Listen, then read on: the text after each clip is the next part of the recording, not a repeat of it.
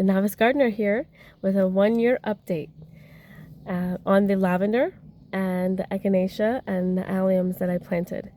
I may have just mentioned that I was going to plant alliums in the videos from last summer, but I did, and here's the update. So here is one of the Lavender Grosso. It's definitely come back much bigger than it was last year for sure, and you know, got lots and lots of little buds. It's definitely gonna be a great year this year for lavender. I didn't really get that many blooms last summer for the first year, but this is definitely coming in. And then here is the other one. This one's bigger than the other. And then we have the third one. That's really coming through. You can really see a lot of buds. And then we have the last two, which didn't do as well. There are some blooms on this, little buds I should say, not blooms. And then this one, I might just take at least that last one out and put it in a pot, if not this one as well. I did trim them down, cut them down in February. I probably cut them down a little too much, but the other three will seem to do just fine. So here they are. And that is crushed oysters. On the end, they're gonna get more of them. And then here is another Lavender Grosso. It was here. I didn't think it was doing so well here, so I took it out and put it in the pot. And it is doing really well. If you can see, there you go. There's definitely some blooms coming up here. It really looks great.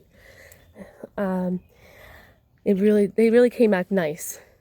Lots of blooms that weren't there last year. And then this is Echinacea that has to be planted. I planted 2 last fall, and then these 2 I didn't get a chance to. So what I did was, before it got cold, really cold, I took them and I put them in the shed, and I watered them about 3-4 times in the winter, and they came back. You know, it was just something else. I wanted to protect it from the cold. Not that we had a winter this year in Pennsylvania, southeast Pennsylvania. We didn't actually get any snow. I think we got a trace. So, but these are still coming up. And then these are the alliums. The name of the alliums is escaping me. It's not Ambassador. And it's not coming to me, but it'll come. Another time, but you can still see some of the purple flowers, and all these little green buds are seeds, so we can definitely propagate, or it can self-seed. I can't wait. But you can see how cool the form is. They were bright purple. If you can still see the purple there, it was just beautiful. So I'm going to let them go. I'm not going to bother them because in the fall they are going to be, most of the seeds are going to be food for the birds, which I have a lot of around here.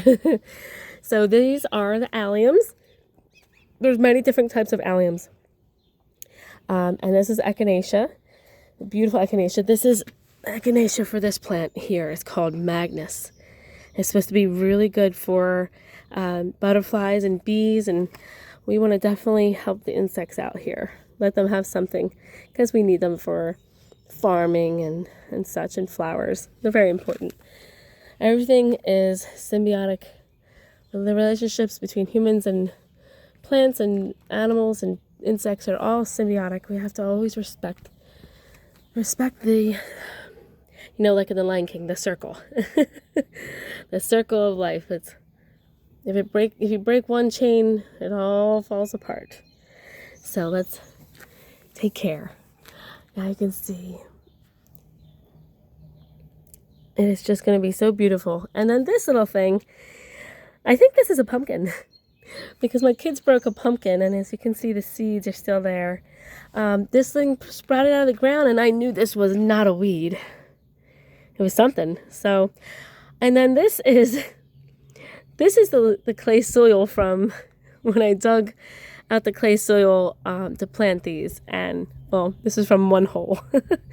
I just never got rid of it. And I stuck, it was muddy, and I stuck the potential pumpkin in there to see how it goes. Clay holds on to water, but it also dries out and cracks. So we'll see if it survives. All right, so that's the update.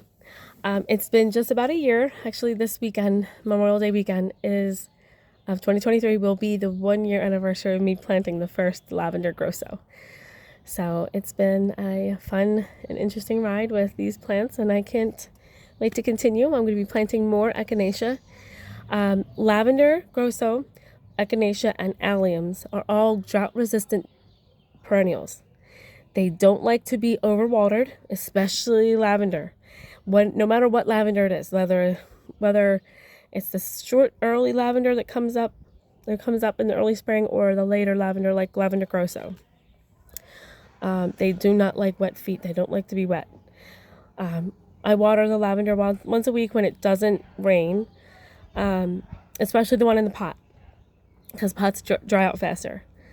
And the same with Echinacea, about once a week. So as the summer goes on, I might only do like once every 2 weeks. It's just in the spring I wanted to give it a little boost. So it's been great.